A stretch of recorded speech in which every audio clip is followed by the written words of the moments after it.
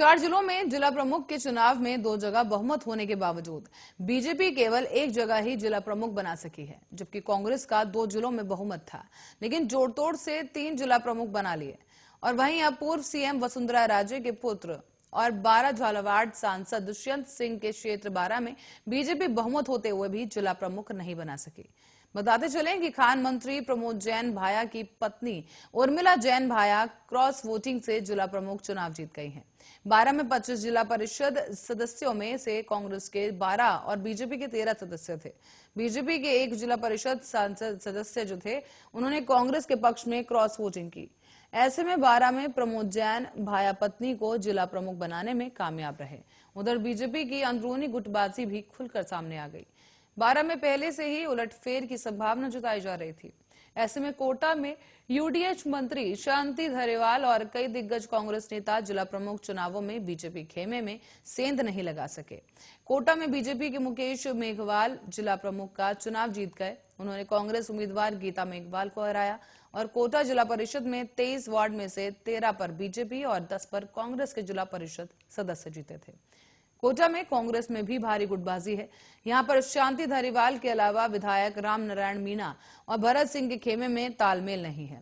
UDH मंत्री के गृह जिले में बीजेपी जिला प्रमुख बनाने में कामयाब रही। श्रीगंगानगर में कांग्रेस ने राष्ट्रीय सचिव कुलदीप इंदौरा जिला प्रमुख का चुनाव जीते हैं और यहां पर 31 में से कांग्रेस के पास 25 जिला परिषद सदस्य थे। ऐसे में कुलदीप इंदौरा का जिला प्रमुख बनना तय था। श्रीगंगानगर में किसान आंदोलन के मुद्दे का बीजेपी को भारी नुकसान उठाना पड़ा, जबकि नहरी क्षेत्र में कांग्रेस को एक तरफा जीत मिली।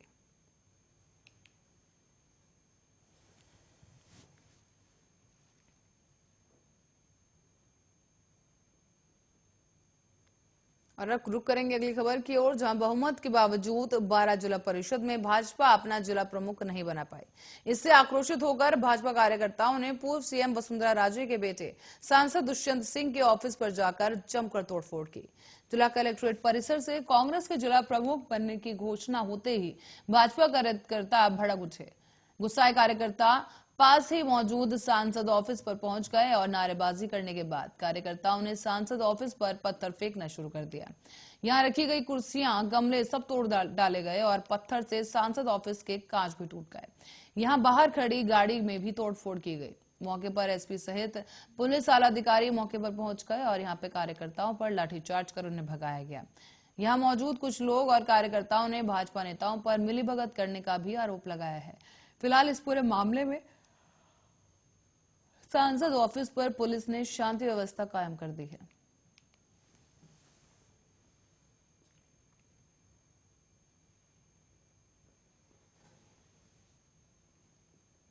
और कोरोना के बढ़ते मामलों के साथ ही नए वेरिएंट ओमिक्रॉन से सरकार की चिंता बढ़ गई है। ओमिक्रॉन के खतरे को देखते हुए दूसरे राज्यों की तर्ज पर अब गहलोत सरकार ने भी नई गाइडलाइंस पर विचार शुरू कर दिया है। राजस्थान में भी दूसरे प्रदेशों की तर्ज पर कुछ पाबंदियां लग सकती हैं। बताते चलें कि प्रदेश में भीड़भाड़ वाले आयोजनों में लोगों की संख्या को कम किया जा सकता है। मुख्यमंत्री अशोक गहलोत ने ओमिक्रॉन के खतरे पर नियंत्रण करने और कोविड के मौजूदा हालात का रिव्यू करते हुए आगे का फैसला करने पर दोपहर 1 बजे से एक रिव्यू बैठक भी बुलाई थी। इस रिव्यू में एक्सपर्ट डॉक्टर सरकार को राय देंगे, जहां पर बताया गया कि इसे ओपन रिव्यू बैठक के बाद नई गाइडलाइंस को मंजूरी मिलने की संभावना है, जबकि केंद्र सरकार की एडवाइजरी के बाद राज्य सरकार भी नई गाइडलाइंस जारी करने पर विचार कर रही है।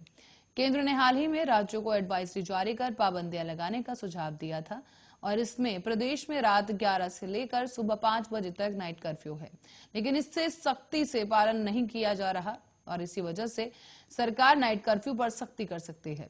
मास्क को लेकर भी फिलहाल सरकार सख्त नजर आ रही है और आपको बता दें कि बिना मास्क वालों से जुर्माना वसूलने का अभियान फिर से एक बार शुरू हो सकता है। वहीं कोरोना के टेस्ट सैंपलिंग की संख्या बढ़ाने की तैयारी भी हो रही है और राजस्थान में 4 महीने बाद एक दिन में सबसे ज्यादा 39 कोरोना पॉजिटिव मरीज मिले।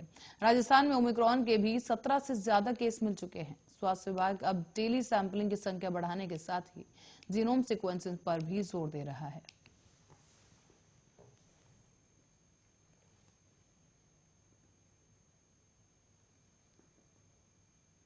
और 2 दिन राजस्थान में मौसम फिर यू टर्न ले सकता है।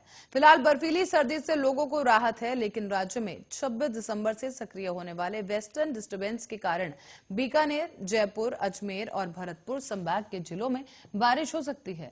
बारिश और बादल छाने से दिन के तापमान में 4 से 5 डिग्री सेल्सियस तक की गिरावट होगी। इससे रात के साथ साथ दिन में भी ठिठुरन बढ़ जाएगी और इससे मौसम का असर 26 से लेकर 28 दिसंबर तक रहेगा।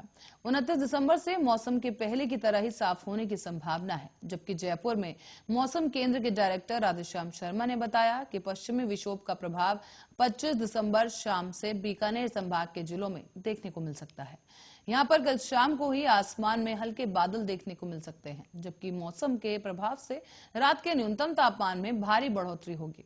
अधिकांश शहरों में रात का तापमान 10 डिग्री सेल्सियस से ऊपर हो सकता है। राज्य में आज के मौसम की स्थिति को देखें तो कई जगह पर तापमान में उतार चढ़ाव देखने को मिल सकता है। वहीं लोगों को कड़ाके की सर्दी से राहत मिली है।